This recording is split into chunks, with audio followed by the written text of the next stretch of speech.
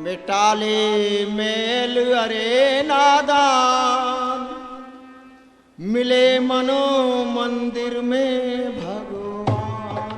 मिटाले mail अरे नादान, मिले मन मंदिर में भगवान।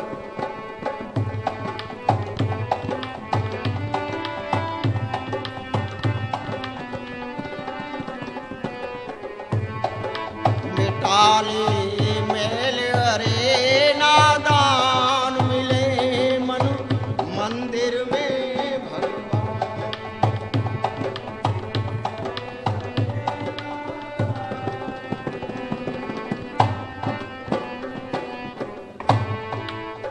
गंगा यमुना जी के तट पर,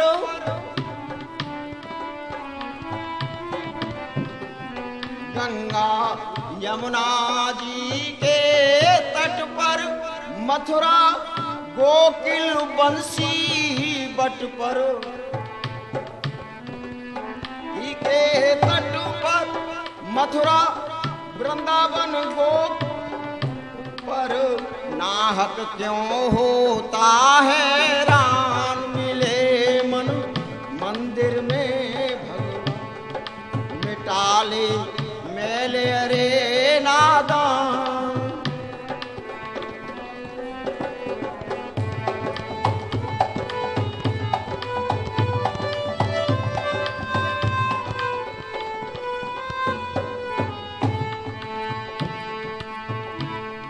कस्तूरी मृग की नाभि में, मूरख ढूंढे बन झाड़ी में। कस्तूरी मृग की नाभि, मूरख ढूंढे बन झाड़ी में। खोता भटक भटक निज प्राण, मिले मन मंदिर में भगवान। मिटाले मेल अरे नादान,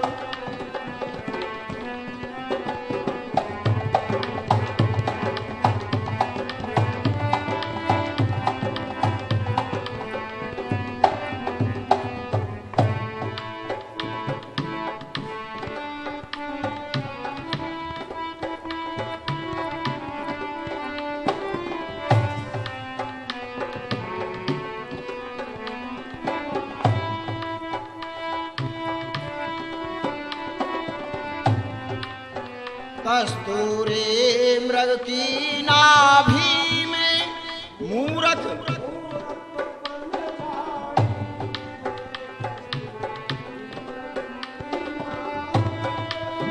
मूरख ढूंढे बन झाड़ी में। खोता भटक भटक निज प्राण, मिले मन मंदिर में भगवान। मिटाले मेले अरे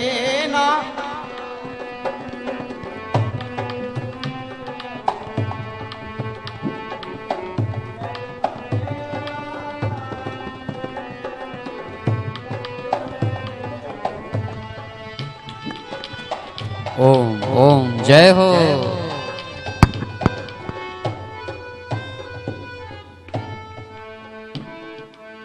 तज अज्ञान शुद्ध कर निज मन,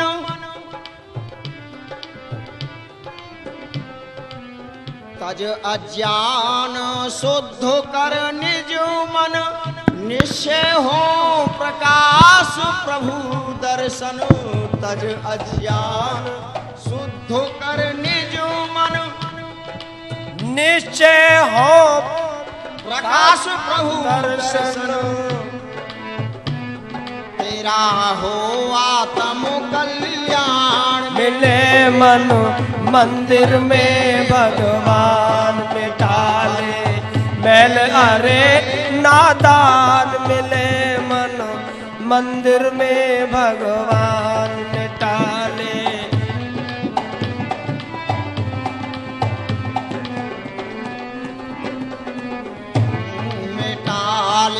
मैल अरे नादान, मिले मन मंदिर में भगवान। मिटाले मैल अरे नादान मिले मन मंदिर में भगवान। तो आए उस परमात्मा के लिए हम कहीं और जगह नहीं समझे। वो तो अपने ये अपना मकान बनाया है परमात्मा ने, उस मकान में ही वो विराजमान है कि वो तुम्हारे चालो चलन और नित्य कर्मों को देख रहा है।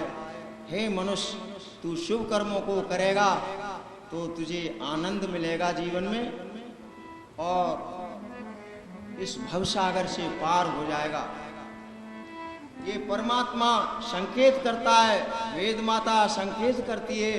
तो आए हम नित्य उठ करके उसका अध्ययन करें, मनन करें, चिंतन करें, तो वो परमात्मा हमको अपनी शरण में ले लेगा। ये मनुष्य के लिए ज्ञान दिया है परमात्मा ने, और किसी को इतना ज्ञान नहीं दिया है। अनेकों योनियां भटक रही हैं और वो कष्टों को सह रही हैं। मनुष्य अपने कर्मों के द्वारा यहाँ भी आनंद पा सकता है और उस परमात्मा के यहाँ भी आनंद पा सकता है। तो ये एक मनुष्य योनि ही परमात्मा ने ऐसी बनाई है जो कि संसार को चला रही है। परमात्मा निमित्त कारण है, प्रकृति उपादान कारण है और जीव साधारण कारण है। ये जीव भी निमित्त कारण है वैसे देखा जाए तो, क्यों परमात्मा की बनाई हुई सृष्टि में, और परमात्मा ने जो पदार्थ बना दिए उसमें से वो साधन के द्वारा अपनी जीविका को चला रहा है। ये भी निमित्त कारण है, क्योंकि परमात्मा ने एक पक्षी बना दिया और वो आकाश में उड़ता है, उसके लिए पर दे दिए उड़ने के लिए। मनुष्य ने विचार किया, हो ये तो बहुत ऊंचा उड़ जाता है, हम कैसे उड़े? तो मनुष्य ने अपनी बुद्धि के द्वारा एक वायुयान बना दिया। घोड़ी बहुत दौड़ लगाती है और इतनी तेज दौड़ती है घोड़ा, तो उसको देख करके हो ये तो बहुत तेज दौड़ता है। तो मनुष्य ने क्या काम किया, लोहे में से मोटरसाइकिल बना दी और फिर घोड़े के पीछे लगा दी, आओ अब दौड़ो, है नहीं? तो मनुष्य बहुत बड़ा विज्ञान है, मनुष्य के अंदर इतनी बड़ी बुद्धि हो जाती है इसकी। लेकिन होती कब है, जब वो गुरुओं के पास जाता है, गुरुकुल में जाता है, अध्ययन करता है, वेद माता का नित्य उठ करके सुमरण करता है, यज्ञ हवन करता है, नित्य कर्म उसके पवित्र होते हैं, तब वो पवित्रता में आता है। अन्यथा ये सारी चीजों का कितना ही निर्माण कर दो, वो निर्माण किसी काम का नहीं है। जब मनुष्य ने अपना स्वयं निर्माण नहीं कर पाया तो स्वयं निर्माण की तरफ नहीं देख रहा है। आजकल सारी दुनिया की चीजें देखो, प्रत्येक चीज मनुष्य ने अपने बस में कर ली है, नहीं?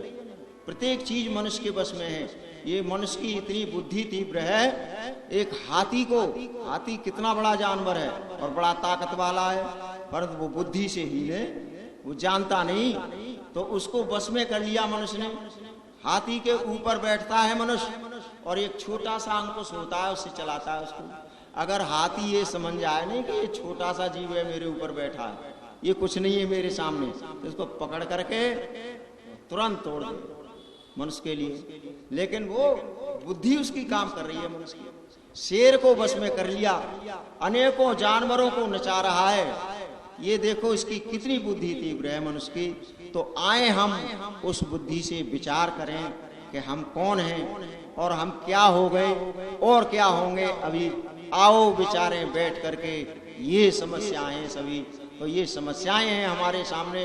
क्यों मनुष्य जन्म नहीं मिलता हमको तो ये समस्याएं नहीं होती? क्यों भोग योनि तो भोग रही है, भोग योनि तो उसको स्वाभाविक ज्ञान दिया है परमात्मा ने। इसीलिए हम आए उस परमात्मा की सृष्टि को पहचाने, उस परमात्मा ने किस प्रकार की सृष्टि रची है। आजकल हमारी माताएं बच्चे को जन्म देती है, उनसे कोई पूछ लो कि गर्भ में क्या बना रही है माता, कोई बता सकती है? कोई नहीं बता सकती।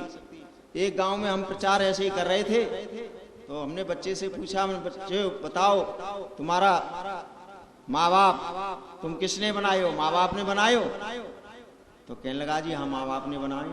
हमने पूछा, मन जाओ अपनी माताजी से पूछ करके आओ, आंख में कौन सा मसाला लगाया है, कान में कौन सा यंत्र लगाया है। नहीं तो यहाँ फेल हो जाते हैं।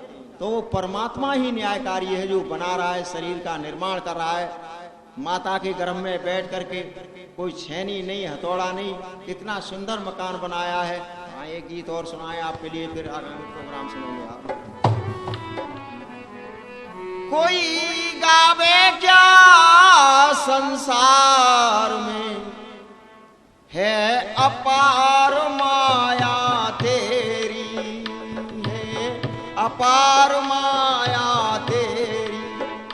कोई गावे क्या संसार में प्रभु अपार माया तेरी है।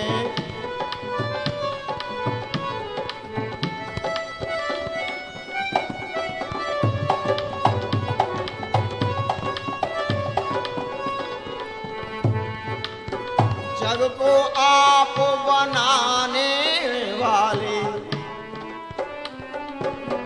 जग को आप बनाने वाले, जन्म मरण नहीं आने वाले। जग को आप बनाने वाले, जन्म मरण नहीं, सबको सुख पहुंचाने वाले, सबको सुख रखने वाले हो प्यार से। दो काट दुखों की बेड़ी, दो काट दुखों की बेड़ी है अपार माया तेरी। कोई गावे क्या संसार में पिता अपार माया।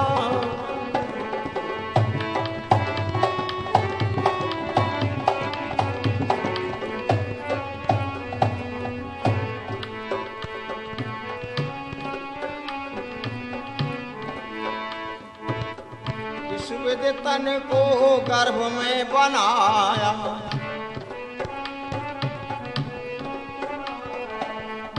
विद तन को गर्भ में बनाया, नहीं हथौड़ा हाथ लगाया, नहीं हथौड़ा हाथ लगाया।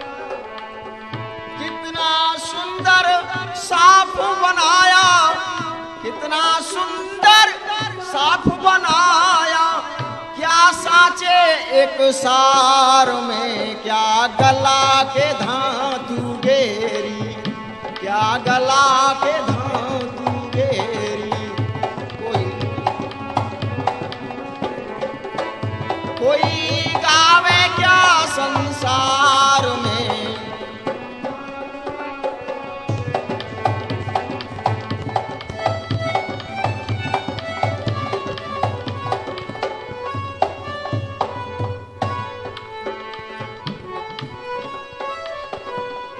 पेड़ में फल और बीज है फल में, पेड़ में फल और बीज है फल में। बीज में अंकुर बसे असल में, पेड़ में फल और बीज है फल में। बीज में अंकुर बसे, कैसे सोचे इसे अकल में, कैसे सोचे इसे अकल में। आता नहीं विचार में, पड़ी पाप लता की बेड़ी, पड़ी पाप लता की बेड़ी। कोई गावे क्या संसार,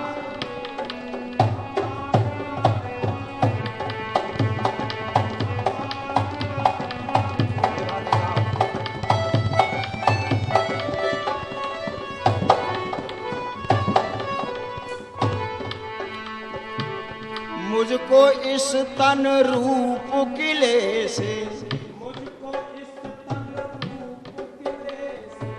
निकाल लो मृत्यु के जिले से। मुझको इस तन रूप किले से, निकाल लो मृत्यु के जिले। हीरा सिंह बिन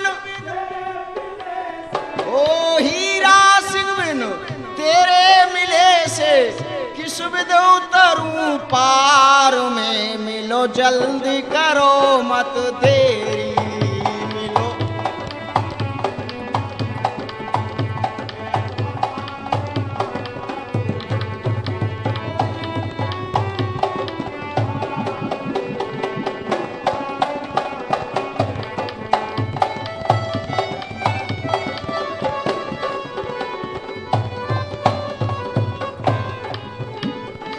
अपार माया तेरी है, अपार रचना तेरी, कोई गावे क्या संसार में, अपार तेरी है, अपार माया तेरी। तो आए हम अपने नित्य कर्म को करते हुए, इस संसार में धर्म पर चलते हुए और ऋषि महर्षियों के बताए हुए मार्ग पर चलते हुए हम अपने इस जीवन को व्यतीत करेंगे तो अधिक आनंद आएगा, यही आनंद आ जाएगा। वहाँ तो बाद का आनंद रहा, परमात्मा के पास जाओगे वो इसका आनंद वहाँ भी देगा आपके लिए। इसीलिए पहले यहाँ हम शुभ कर्म करें और शुभ कर्मों के अनुसार हम अपने जीवन को बिताएं। इति ओम सम। आगे का कार्यक्रम आप सुनेंगे। बहुत सुंदर धर्मपाल जी ने ये लोग और परलोक, ये लोग और परलोक जब दोनों सुधर जाते हैं तो जीवन में शांति मिलती है। ये लोग और परलोक हमने आप सुना देगी। परलोक की तैयारी कर रहे हैं और ये लोग बिगड़ गया। ये लोग, ये शरीर जो मिला है लोग तो है, हमारा इस समय बिगड़ गया तो भविष्य भी हमारा बिगड़ा हुआ है। इसलिए वर्तमान ठीक है तो भविष्य की चिंता न करो, वर्तमान ठीक कर लो। वर्तमान ठीक है तो भविष्य ठीक है, क्योंकि वर्तमान से ही भविष्य का निर्माण होता है। और बीत गया उसकी परवाह क्या है? जो बीत गया वो तुम्हारे हाथ में है नहीं है जी, तुम्हारे हाथ से निकल गया वो तो परमात्मा की व्यवस्था में पहुंच गया। इसलिए जो कर्म करें ऐसे सोच करके समझ करके करते चले जाएं ताकि हमारा भविष्य सही बनता चला जाए। तो वर्तमान पर टिका हुआ है। तो बहुत सुंदर धर्मपाल जी ने गीतों के माध्यम से आपको प्रेरणा दी है। और देखो, प्रत्येक बात जो आर्य समाज का उपदेशक होता है वो ये चाहता है अमन चमन, हर तरह से अमन चमन हो, सबके अंदर प्रसन्नता खुशी हो है जी। ये राग भजन इत्यादि प्रसन्नता में ही गाए जाते हैं जी। तो ये तो बस मस्ती के साथ प्रेम के साथ यही चाहते हैं। तब बोलेंगे सत सनातन वैदिक धर्म की जय। शांति पाठ।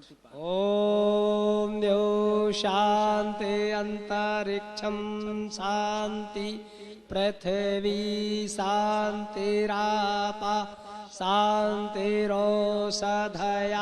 शांति वनस्पतया शांतिर्विश्वे देवा शांति ब्रह्मा शांति सर्वं शांति शांतिरेव शांति सामा शांतिरेधि।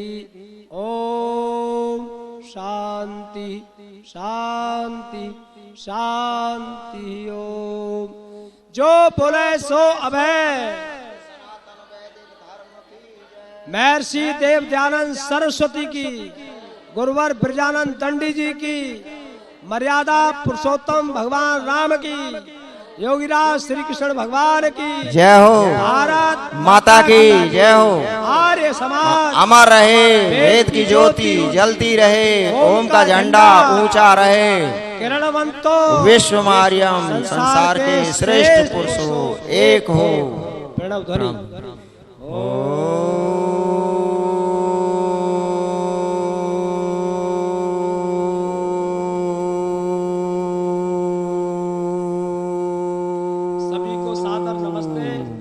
हैं सब हंसते हंसते